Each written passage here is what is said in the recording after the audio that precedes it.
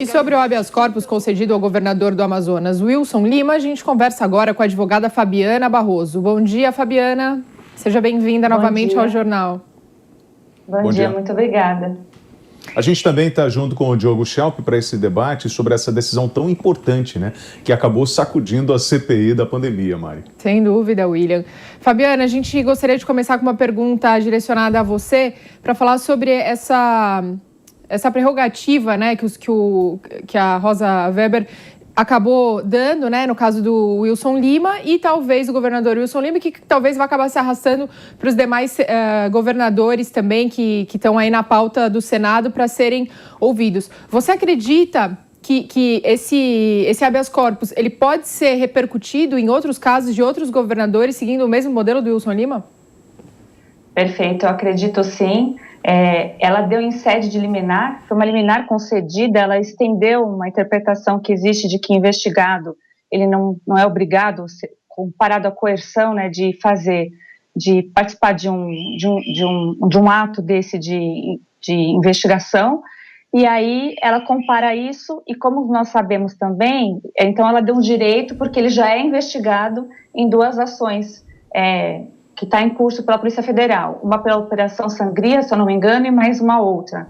E do mesmo modo, o procurador, o PGR, Augusto Aras, ele enviou a informação de governadores como de São Paulo, do Amazonas também, de outros estados, dizendo também que eles estão sendo investigados, ou seja, alguns dos nomes mais esperados aí para serem ouvidos, onde há indícios de desvio de recursos públicos para cuidado da pandemia, a gente já vê que então provavelmente vai se estender, eles vão pedir sim, né, muito provavelmente que eles não vão aproveitar essa decisão da Rosa Weber para poder se estender e também eles não irem à CPI.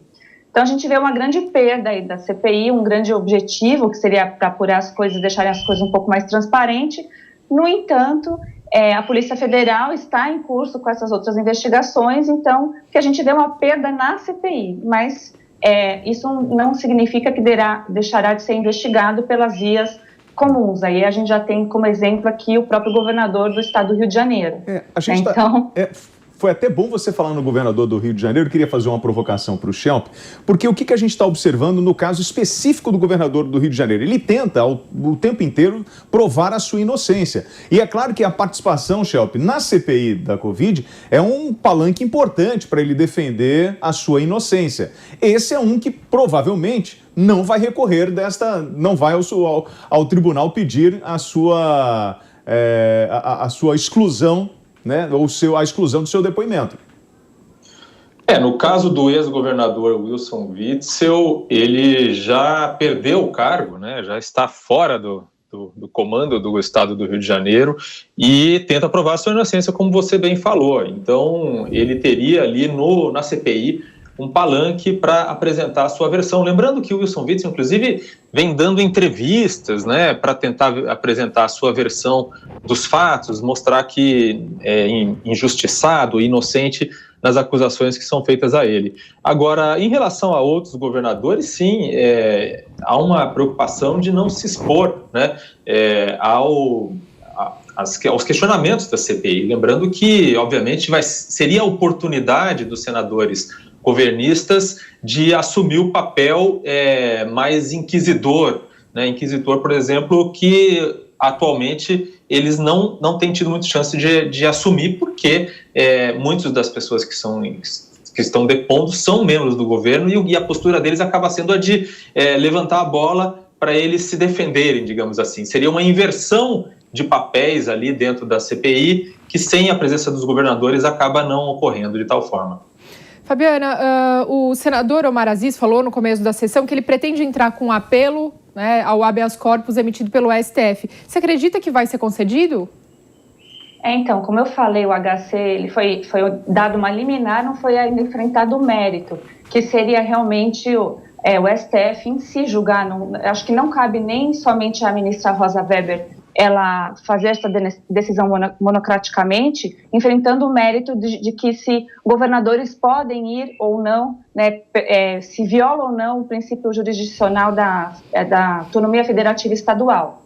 Mas eu entendo que não, vai ser uma boa discussão, mas provavelmente não será revertido mesmo. Eu acho que isso vai ser mantido, mas assim, o STF realmente tem feito algumas decisões um pouco que nos surpreende, então só aguardando.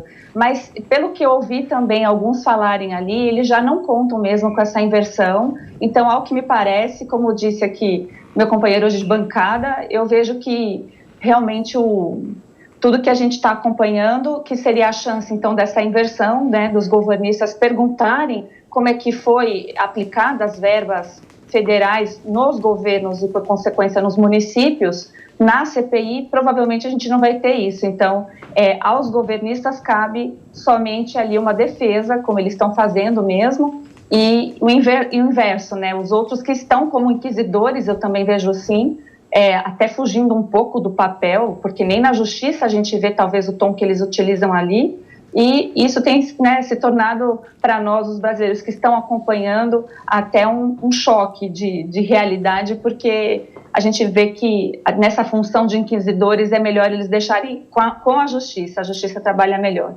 Agora, a gente já percebeu, né, pelo menos, eu não sei você, Chefe, mas todos esses requerimentos que estão sendo votados, né, pela CPI, eles já foram discutidos antes pelos senadores. E existe o que a gente espera, o que a gente tem observado, de um grande acordo. Olha, vamos quebrar o sigilo telefônico de XYZ, vamos convocar XYZ. A Fabiana está até falando, é isso, é um grande acordo, né, Fabiana e Shelp? Sim, Travassos, é exatamente isso. Inclusive, a gente se surpreende porque quando eles também votaram ali para o comparecimento dos governadores, já havia, pela assessoria jurídica da própria CPI, se havia essa possibilidade, se eles poderiam convocar os governadores. Então, eles ficaram na dúvida na discussão. E mesmo assim, foram ouvidos ali a parte de assessoria jurídica e se entendeu que poderiam, que é o mérito que eu estou falando, né? Porque se trata de verba federal utilizada pelos estados e não violaria a autonomia federativa estadual. E aí, então, a gente entende que, embora haja esse acordo, né, de vamos aprovar esse requerimento ou aquele requerimento, porque ali a gente tem pessoas, embora da base governistas muito menor, né, os senadores, mas existe sim. E aí a realidade acaba se provando outra, porque até pegou muitos de surpresa a concessão dessa liminar em sede de HC pela ministra Rosa Weber. Shelp, qual a sua opinião? Pois eu acredito que, claro, existe esse acordo, né, como a gente já comentou aqui em outras ocasiões, eles, nos bastidores, acabam cedendo um pouco, enfim, para algum interesse dos senadores governistas, por exemplo, para que não pareça tanto uma coisa persecutória, né? Agora, essa questão dos requerimentos de quebra de sigilo telefônico e telemático, né, até agora, o G7, o grupo dos senadores de oposição independentes, deixaram de lado a quebra de sigilo bancário, por enquanto, né? E isso agora é um ponto de grande discussão aí na CPI, porque, obviamente, é isso que dá materialidade aos possíveis ou supostos crimes que estão sendo investigados, ou responsabilidades ou negligências que estão sendo investigados nessa CPI. Porque as pessoas que seriam alvo dessas quebras de sigilo são Eduardo Pazuello, por exemplo, a Mayra Pinheiro, Felipe Martins, que é assessor da presidência, o Luciano Dias Azevedo, que foi um médico aí apontado como membro desse gabinete que assessorava paralelamente o presidente Jair Bolsonaro. E o que a CPI tem demonstrado, e isso não se fala tanto por enquanto, mas vai começar a aparecer mais daqui para frente, são outros documentos que a CPI já está recebendo, né, que foram pedidos e que indicam e que comprovam esses fatos que eles estão investigando. Por exemplo, a CPI tem à sua disposição já um pacote de correspondências secretas do Itamaraty, mostrando que a OMS ofereceu 86 milhões de doses de vacina pelo consórcio COVAX Facility em meados do ano passado, mas o governo preferiu só a metade disso, né? Isso está documentado em telegramas do Itamaraty, então tem toda a sequência de negociações, as orientações dadas pelo Itamaraty à embaixada, a representação do Brasil lá em Genebra, mostrando que o Brasil queria ganhar tempo, e esse ganhar tempo significava evitar a compra de mais vacinas, né? Isso é muito grave. Também tem um documento do governo mostrando que a Secretaria de Comunicação gastou em campanhas de vacinação só 6,2% do que gastou, por exemplo, com tratamento precoce, com propaganda de tratamento precoce. Então, esses documentos dão materialidade a esses fatos que estão sendo investigados. E sobre essa materialidade, eu queria provocar você, Fabiano, você como profissional de direito. Porque quando a gente fala em quebra de sigilo telefônico, escuta telefônica, eu me imagino vendo um filme de Hollywood sentado numa poltrona comendo pipoca. Porque na prática, para você conseguir uma autorização dessa, você precisa de um argumento muito forte. Não só para a quebra do sigilo telefônico, como para a escuta. Será que a gente vai conseguir? Será que a CPI tem esse argumento? Ou isso é apenas uma forma de pressionar, dizendo, olha, eu vou quebrar, eu vou conseguir? É uma pressão que eles estão fazendo. É perfeito, Travassos. É exatamente assim que funciona. Não é tão simples. Existe, realmente, você tem que comprovar a robustez dessas provas, há indícios, se realmente existe a necessidade de quebra de sigilo telefônico e principalmente bancário. E aí é o que eu digo, né? A Polícia Federal ela está caminhando também nesse sentido, investigando alguns governadores também, e eles mesmos ali no curso do processo da persecução penal, eles vão pedir isso.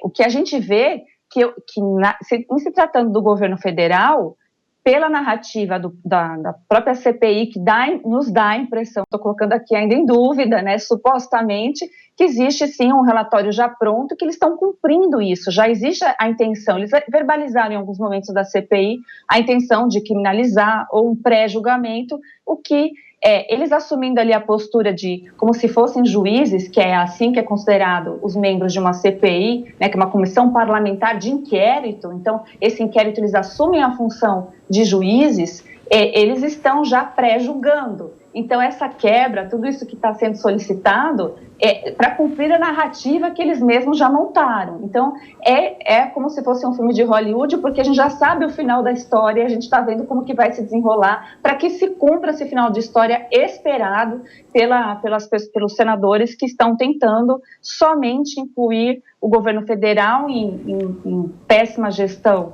de recursos públicos, que eu particularmente acredito que não foi essa questão, e deixar agora de incluir onde deveria realmente ser investigado, que é nas pontas, né? Então, seriam os municípios e os governos estaduais que eles ficaram com recurso e a gente sabe que não foram aplicados como deveria, né? A gente está vivendo isso, então a ausência de hospitais, a ausência de leitos, a ausência de um monte de coisa e também, como já foi provado aí, indícios fortes também no Amazonas, como respiradores comprados de formas equivocadas, no estado de São Paulo a mesma coisa. Então, assim, a gente vê, o brasileiro tem a noção da realidade, né, do dia a dia, a ausência de todos os recursos, quem sofre é a população e eles ali, como Casa do Povo, que deveriam representar os nossos interesses, isso está servindo de palanque político, seja para defender, atacar o governo federal e os governos estaduais e etc. E a população só esperava que os recursos fossem bem empregados, porque até o que o meu colega aqui também mencionou,